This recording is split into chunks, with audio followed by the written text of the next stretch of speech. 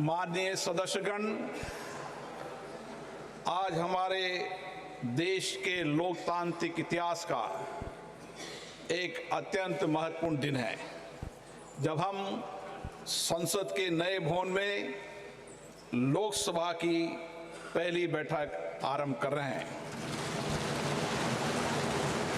हमारा सौभाग्य है कि हमें संसद के पुराने और नए दोनों भवनों में अपने संसदीय दायित्वों के सम्यक निर्वहन का अवसर मिला। इस ऐतिहासिक अवसर का साक्षी बनने का अवसर हमें मिला है। इस शुभ अवसर पर मैं आप सबको शुभकामनाएं देता हूं, बधाई देता हूं। आज हम सबके लिए शुभ दिन है। मैं सभी को भी गणेश चतुर्थी की भी बहुत बहुत शुभकामनाएं, बधाई देता हूं। माननीय सदस्यगण, आज हम अपने देश के उन संस्थापकों, राष्ट्र निर्माताओं को स्मरण करते हैं और उन्हें श्रद्धांजलि देते हैं, जिनके संघर्ष एवं बलिदान के कारण हमें आज़ादी मिली। उन्होंने एक ऐसा संविधान दिया जो जनता को केंद्र में रखकर राष्ट्र के प्रत्येक नागरिकों की प्रगति को सुनिश्चित करता है। माननीय सदस्यगण, जो हमारी श्रेष्ठ संसदीय परंपराएं, परिपाटियां और अनुभव रहे, हम इस नए भवन में उन श्रेष्ठ परंपराओं को आगे बढ़ाएंगे। जो हमारे अच्छे अनुभव रहे उनको आगे बढ़ाएंगे और जो हमारे अच्छे अनुभव नहीं रहे उन अनुभवों को त्याग करेंगे। ये हम संसद की उच्च मर्यादा प्रतिष्ठा कायम करें। हम नए भवन में नए विचारों के साथ लोकतंत्र की संस्कृति को, चर्चा संवाद की श्रेष्ठ परंपराओं को स्थापित करें। हम सदन में शालीनता और मर्यादा से अपने विचारों को रखें। सहमति असहमति लोकतंत्र का मूल मंत्र है, किंतु हम उसे गरिमा के साथ व्यक्त करें, मुद्दों पर चर्चा करें। हमारा यह सदन स्वस्थ चर्चा और संवाद का केंद्र बने। हमारे राजनीतिक और वैचारिक मतभेद हो सकते हैं, लेकिन हमने देश हित में एक साथ मिलकर बड़े फैसले लिए हैं। मुझे आशा है इस सदन में भी हम उसी परंपराओं का निर्वहन करेंगे। इसलिए मेरा आपसे आग्रह है कि नए भवन में हम एक ऐसे प्रतिमान स्थापित करें जिससे लोकतंत्र और लोकतांत्रिक संस्थाओं के प्रति जनता का विश्वास, भरोसा और मजबूत हो। आज हमारे सदन की गतिविधियों को सूचना प्रौद्योगिकी और नई तकनीक के माध्यम से पूरा देश देख रहा है। इसलिए हम इस नए भवन में देश की अपेक्षाओं, आकांक्षाओं के अनुरूप जनता के विश्वास और भरोसे को जीतने का प्रयास करें। उनके मुद्दे, उनकी आकांक्षाओं को जिम्मेदारी के साथ मर्यादित तरीके से सदन में रखें। माननीय सदस्यगण, सदन के सुचारू संचालन में सभी माननीय सदस्यों का सहयोग मुझे निरंतर मिलता रहा है। मुझे आशा है नए संसद भवन में भी, इस कक्ष में भी अच्छी परंपराओं और परिपाटियों को लागू करते हुए आप मुझे सहयोग करेंगे और सदन को सुव्यवस्थित नियमों प्रक्रियाओं से चलाने में मेरा सहयोग करेंगे। हमारा यह भवन हमारी विरासत, विविधता और आधुनिकता का भव्य संगम है।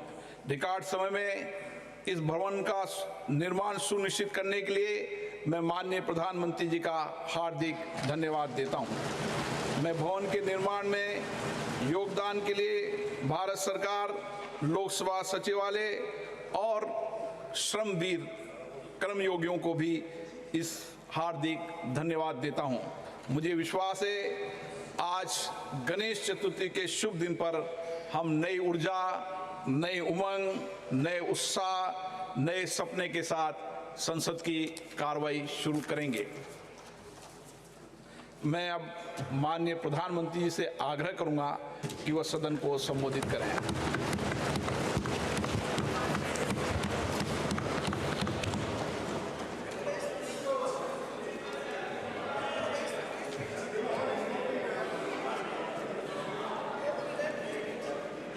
आदरणीय अध्यक्ष जी, नए संसद भवन का ये प्रथम और ऐतिहासिक सत्र है। मैं सभी माननीय सांसदों को और सभी देशवासियों को बहुत बहुत शुभकामनाएं देता हूं। आदरणीय अध्यक्ष जी, आज प्रथम दिवस के प्रथम सत्र में नए सदन में आपने मुझे बात रखने के लिए अवसर दिया है, इसलिए मैं आपका बहुत बहुत आभार व्यक्त करता हूं। इस नए संसद भवन में मैं आप सभी माननीय सांसदों का भी हृदय से स्वागत करता हूं। ये अवसर कई मायनों में अभूतपूर्व है। आजादी के अमृत काल का ये उषा काल है और भारत अनेक सिद्धियों के साथ नए संकल्प लेकर के नए भवन में अपना भविष्य तय करने के लिए आगे बढ़ रहा है। विज्ञान जगत में चंद्रयान 3 की गगनचुंबी सफलता हर देशवासी को गर्व से भर देती है। भारत की अध्यक्षता में G20 का असाधारण आयोजन विश्व में इच्छित प्रभाव, इस अर्थ में ये अद्वितीय उपलब्धियां हासिल करने वाला एक अवसर भारत के लिए बना। इसी आलोक में आज आधुनिक भारत और हमारे प्राचीन लोकतंत्र का प्रतीक नए संसद भवन का शुभारंभ हुआ है। सुखद संयोग है कि ये गणेश चतुर्थी का शुभ दिन है।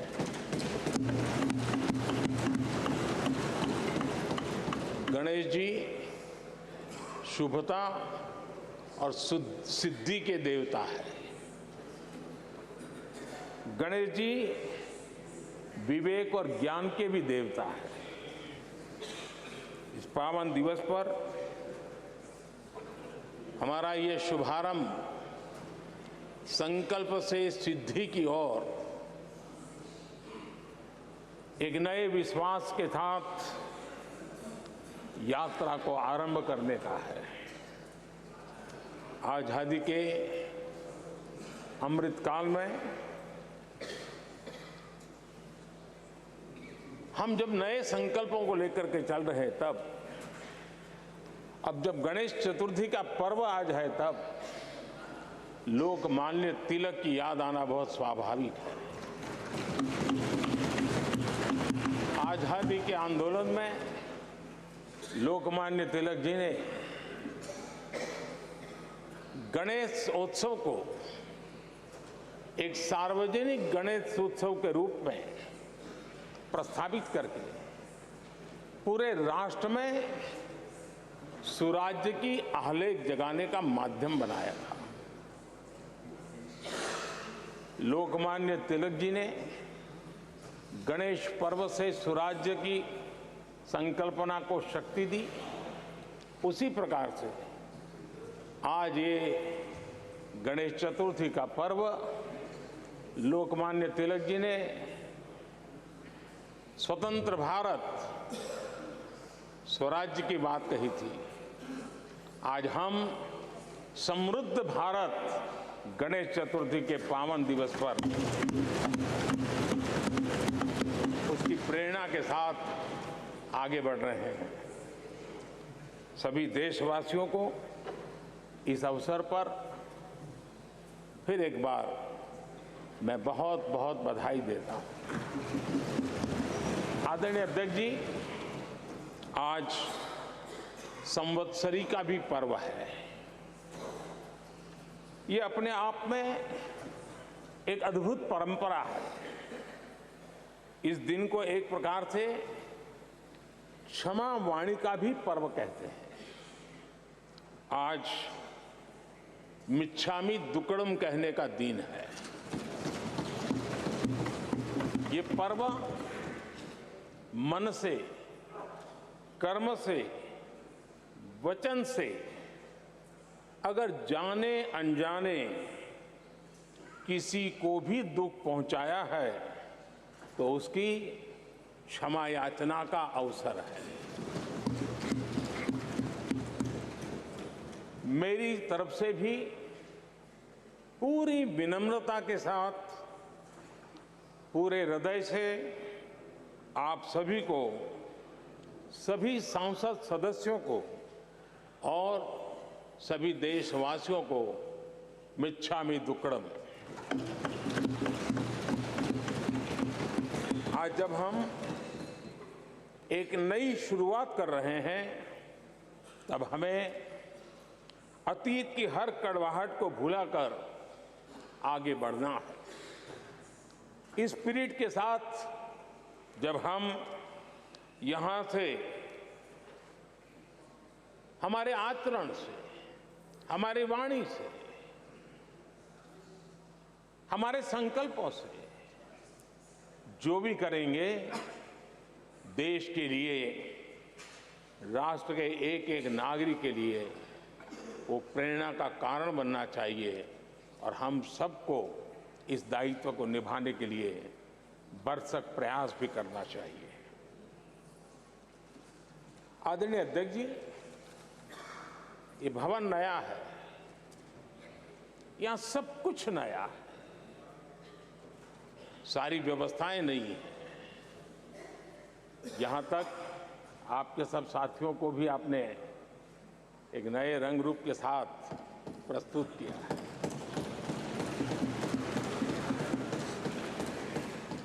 सब कुछ नया है, लेकिन यहां पर कल और आज को जोड़ती हुई एक बहुत बड़ी विरासत का प्रतीक भी मौजूद है। वो नया नहीं है, वो पुराना है और वो आजादी की पहली किरण का स्वयं साक्षी रहा है जो आज अभी हमारे बीच उपस्थित है। वो हमारे समृद्ध इतिहास को जोड़ता है और जब आज हम नए सदन में प्रवेश कर रहे हैं, संसदीय लोकतंत्र का जब ये नया गृह प्रवेश हो रहा है तो यहां पर आजादी की पहली किरण का साक्षी जो आने वाली पीढ़ियों को भी प्रेरणा देने वाला है, वैसा पवित्र सेंगोल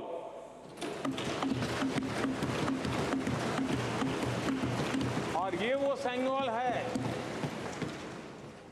जिसको भारत के प्रथम प्रधानमंत्री पंडित नेहरू का स्पर्श हुआ था।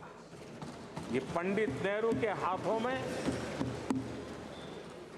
पूजा विधि कर करके आजादी के पर्व का प्रारंभ हुआ था और इसलिए एक बहुत महत्वपूर्ण अतीत को उसके साथ सेंगोल हमें जोड़ता है। तमिलनाडु की महान परंपरा का वो प्रतीक तो है ही, देश को जोड़ने का भी, देश की एकता का भी वो प्रतीक है। और हम सभी माननीय सांसदों को हमेशा जो पवित्र सेंगोल पंडित नेहरू के हाथ में शोभा देता था, वो आज हम सब की प्रेरणा का कारण बन रहा है। इससे बड़ा गर्व क्या हो सकता है। आदरणीय अध्यक्ष जी, नए संसद भवन की भव्यता आधुनिक भारत के महिमा को भी मंडित करती है। हमारे श्रमिक, हमारे इंजीनियर्स, हमारे कामगारों, उनका पसीना इसमें लगा है और कोरोना काल में भी उन्होंने जिस लगन से इस काम को किया है, क्योंकि मुझे कार्य जब चल रहा था तब उन श्रमिकों के बीच आने का बार बार मौका मिलता था और खास करके मैं उनके स्वास्थ्य को लेकर के उनसे मिलने आता था। लेकिन ऐसे समय भी उन्होंने इस बहुत बड़े सपने को पूरा किया। आज मैं चाहूँगा कि हम सब हमारे उन श्रमिकों का, हमारे उन कामगारों का, हमारे इंजीनियर्स का हृदय से धन्यवाद करें, हृदय से, क्योंकि उनके द्वारा निर्मित भावी पीढ़ियों को प्रेरणा देने वाला है। और 30,000 से ज्यादा श्रमिक बंधुओं ने परिश्रम किया है, पसीना बहाया है इस भव्य व्यवस्था को खड़ी करने के लिए, और कई पीढ़ियों के लिए ये बहुत बड़ा योगदान है। माननीय अध्यक्ष जी, मैं उन श्रमयोगियों का नमन तो करता ही, लेकिन एक नई परंपरा का प्रारंभ हो रहा है, इसका मुझे अत्यंत आनंद है। इस सदन में एक डिजिटल बुक रखी गई है, जिस डिजिटल बुक में उन सभी श्रमिकों के पूरा परिचय इसमें रखा गया है, ताकि आने वाली पीढ़ियों को पता चलेगा कि हिंदुस्तान के किस कोने से कौन श्रमिक ने आकर के इस भव्य इमारत को, यानी उनके पसीने को भी अमरत्व देने का प्रयास इस सदन में हो रहा है। ये एक नई शुरुआत है, शुभ शुरुआत है और हम सब के लिए गर्व की शुरुआत है। मैं इस अवसर पर 140 करोड़ देशवासियों की तरफ से, मैं इस अवसर पर लोकतंत्र की महान परंपरा की तरफ से हमारे इन श्रमिकों का अभिनंदन करता हूं। आदरणीय अध्यक्ष जी, हमारे यहां कहा जाता है यद भावो तद भवति, और इसलिए हमारा भाव जैसा होता है वैसे ही कुछ घटित होता है। यद भावो तद भवति, और इसलिए हम जैसी भावना करते हैं और हम जैसी भावना करके प्रवेश किया है, मुझे विश्वास है भावना भीतर जो होगी हम भी वैसे ही खुद भी बनते जाएंगे, और वो बहुत बड़ी स्वाभाविक है। भवन बदला है, मैं चाहूंगा भाव भी बदलना चाहिए, भावना भी बदलनी चाहिए।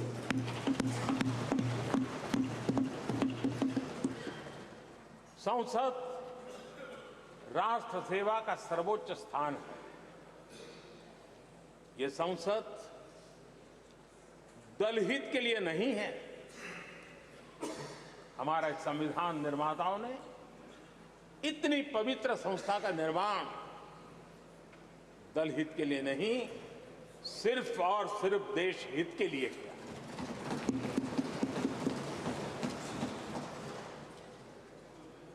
नए भवन में हम सभी अपने वाणी से, विचार से, आचार से संविधान के जो स्पिरिट है उन मानदंडों को लेकर के, नए संकल्पों के अनुसार नई भाव को लेकर के, नई भावना को लेकर के, मैं आशा करता हूं अध्यक्ष जी, आप कल भी कह रहे थे, आज भी कह रहे थे, कभी स्पष्ट कह रहे थे, कभी थोड़ा लपेट कर भी कह रहे थे, हम सांसदों के व्यवहार के संबंध में मैं मेरी तरफ से आपको आश्वासन देता हूं कि हमारा पूरा प्रयास रहेगा, और मैं चाहूंगा कि सदन के नेता के नाते हम सभी सांसद आपकी आशा अपेक्षा में खरे उतरें, हम अनुशासन का पालन करें, देश हमें देखता है, आप जैसा दिशा निर्देश करें। लेकिन माननीय अध्यक्ष जी, अभी चुनाव तो दूर है और जितना समय हमारे पास बचा है इस पार्लियामेंट के, मैं पक्का मानता हूं कि यहां जो व्यवहार होगा ये निर्धारित करेगा कि कौन यहां बैठने के लिए व्यवहार करता है और कौन वहां बैठने के लिए व्यवहार करता है। जो वहां ही बैठे रहना चाहता है उसका व्यवहार क्या होगा, और जो यहां आकर के भविष्य में बैठना चाहता है उसका व्यवहार क्या होगा, इसका फर्क बिल्कुल आने वाले महीनों में देश देखेगा और उनके बर्ताव से पता चलेगा, ये मुझे पूरा विश्वास है। आदरणीय अध्यक्ष जी, हमारे यहां वेदों में कहा गया है, सम्यच्च सब्रता भूत्वा वाचम वदत भद्रया, अर्थात हम सब एक मत होकर, एक समान संकल्प लेकर कल्याणकारी सार्थक संवाद करें। यहां हमारे विचार अलग हो सकते हैं, विमर्श अलग हो सकते हैं, लेकिन हमारे संकल्प एकजुट ही होते हैं, एकजुट ही रहते हैं, और इसलिए हमें उसकी एकजुटता के लिए भी भरपूर प्रयास करता रहना चाहिए। आदरणीय अध्यक्ष जी, हमारी संसद ने राष्ट्रहित के तमाम बड़े अवसरों पर ही इसी भावना से काम किया है। न कोई इधर का है न उधर का है, सब कोई राष्ट्र के लिए करते रहे। मुझे आशा है इस नई शुरुआत के साथ इस संवादीय के वातावरण में और इस संसद के पूरे डिबेट में हम उस भावना को जितनी ज्यादा मजबूत करेंगे, हमारी आने वाली पीढ़ियों को अवश्य हम प्रेरणा देंगे। संसदीय परंपराओं की जो लक्ष्मण रेखा है, उन लक्ष्मण रेखा का पालन हम सबको करना चाहिए, और वो स्पीकर महोदय की अपेक्षा को हमें जरूर पूरा करने की कोशिश करनी चाहिए। आदरणीय अध्यक्ष जी, लोकतंत्र में राजनीति, नीति और शक्ति का इस्तेमाल ये समाज में प्रभावी बदलाव का एक बहुत बड़ा माध्यम होता है, और इसलिए स्पेस हो या स्पोर्ट्स हो, स्टार्टअप्स हो या सेल्फ हेल्प ग्रुप हो, हर क्षेत्र में दुनिया भारतीय महिलाओं की ताकत देख रही है। G20 की अध्यक्षता, विमेन लेड डेवलपमेंट की चर्चा आज दुनिया इसका स्वागत कर रही है, स्वीकार कर रही है। दुनिया समझ रही है कि सिर्फ महिलाओं के विकास की बात इनफ नहीं है। हमें मानव जाति की विकास यात्रा में उस नए पड़ाव को अगर प्राप्त करना है, राष्ट्र के विकास यात्रा में हमने नई मंजिलों को पाना है, तो यह आवश्यक है कि विमेन लेड डेवलपमेंट को हम बल दें। और G20 में भारत की इस बात को विश्व ने स्वीकार किया है। महिला सशक्तिकरण की हमारी हर योजना ने महिला नेतृत्व करने की दिशा में बहुत सार्थक कदम उठाए हैं। आर्थिक समावेश को ध्यान में रखते हुए जनधन योजना शुरू की। 50 करोड़ लाभार्थियों में से भी अधिकतम महिला बैंक अकाउंट के धारक बनी है। ये अपने आप में बहुत बड़ा परिवर्तन भी है, नया विश्वास देता है। जब मुद्रा योजना रखी, ये देश गर्व कर सकता है कि उसमें बिना बैंक गारंटी 10 लाख रुपए की लोन देने की योजना, और उसका लाभ पूरे देश में सबसे ज्यादा महिलाओं ने उठाया। महिला एंटरप्रेन्योर का एक पूरा वातावरण देश में नजर आया। पीएम आवास योजना, पक्के घर, ये भी उसकी रजिस्ट्री ज्यादातर महिलाओं के नाम हुई, महिलाओं का मालिकाना हक बना। आदरणीय अध्यक्ष जी, हर देश की विकास यात्रा में ऐसे माइलस्टोन आते हैं जब वो गर्व से कहता है कि आज के दिन हम सब ने नया इतिहास रचा है। ऐसे कुल पल जीवन में प्राप्त होते हैं।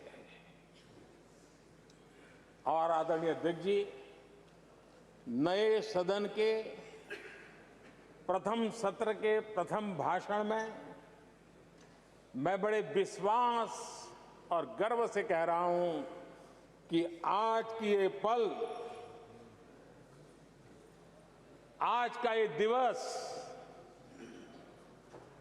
संवत्सरी हो, गणेश चतुर्थी हो, उससे भी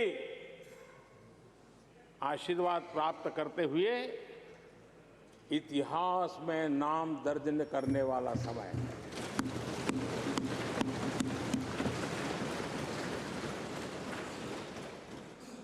हम सब के लिए पल गर्व की पल है। अनेक वर्षों से महिला आरक्षण के संबंध में बहुत चर्चाएं हुई हैं, बहुत वाद विवाद हुए हैं। महिला आरक्षण को लेकर संसद में पहले भी कुछ प्रयास हुए हैं। 1996 में इससे जुड़ा बिल पहली बार पेश हुआ था। अटल जी के कार्यकाल में कई बार महिला आरक्षण का बिल पेश किया गया, कई बार, लेकिन उसे पार कराने के लिए आंकड़े नहीं जुटा पाए और उसके कारण वो सपना अधूरा रह गया। महिलाओं को अधिकार देने का, महिलाओं की शक्ति का उपयोग करने का वो काम, शायद ईश्वर ने ऐसे कई पवित्र काम के लिए मुझे चुना है।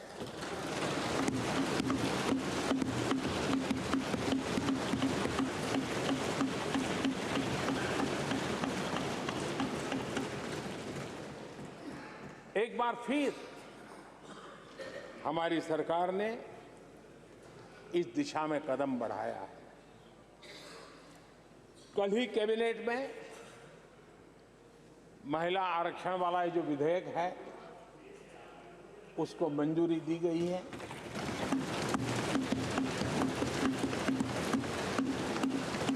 आज 19 सितंबर की ये तारीख इसीलिए इतिहास में अमरत्व को प्राप्त करने जा रहे हैं। आज जब महिलाएं हर सेक्टर में तेजी से आगे बढ़ रही हैं, नेतृत्व कर रही हैं, तो बहुत आवश्यक है कि नीति निर्धारण में, पॉलिसी मेकिंग में हमारी माताएं बहनें, हमारी नारी शक्ति अधिकतम योगदान दें, ज्यादा से ज्यादा योगदान दें। योगदान ही नहीं, वे महत्वपूर्ण भूमिका निभाएं। आज इस ऐतिहासिक मौके पर नए संसद भवन में सदन की पहली कार्यवाही के रूप में उस कार्यवाही के अवसर पर देश के इस नए बदलाव का आह्वान किया है और देश की नारी शक्ति के लिए सभी सांसद मिलकर के नए प्रवेश द्वार खोल दें, इसका आरंभ हम इस महत्वपूर्ण निर्णय से करने जा रहे हैं। विमेन लेड डेवलपमेंट के अपने संकल्प को आगे बढ़ाते हुए हमारी सरकार आज एक प्रमुख संविधान संशोधन विधेयक प्रस्तुत कर रही है। इस विधेयक का लक्ष्य लोकसभा और विधानसभाओं में महिलाओं की भागीदारी का विस्तार करने का है। नारी शक्ति बंधन अधिनियम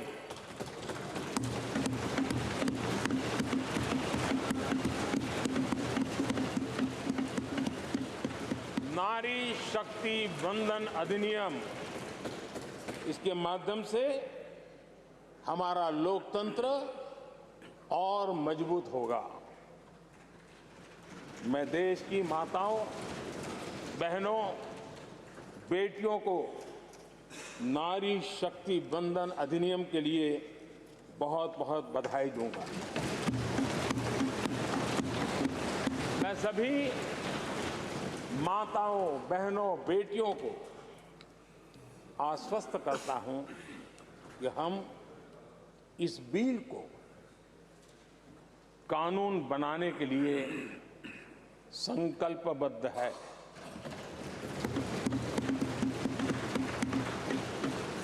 मैं इस सदन में सभी साथियों से आग्रहपूर्वक निवेदन करता हूं, आग्रह भी करता हूं, और जब एक पावन शुरुआत हो रही है, पावक विचार हमारे सामने आया है, तो सर्वसम्मति से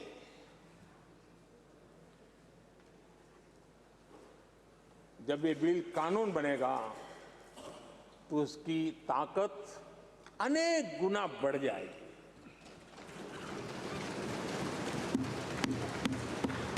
और इसलिए मैं सभी माननीय सांसदों से, दोनों सदन के सभी माननीय सांसदों से इसे सर्वसम्मति से पारित करने के लिए प्रार्थना करते हुए आपका आभार व्यक्त करता हूं कि इस नए सदन के प्रथम सत्र में मुझे आपने मेरी भावनाओं को व्यक्त करने का अवसर दिया। बहुत बहुत धन्यवाद। श्री अधीर रंजन चौधरी जी।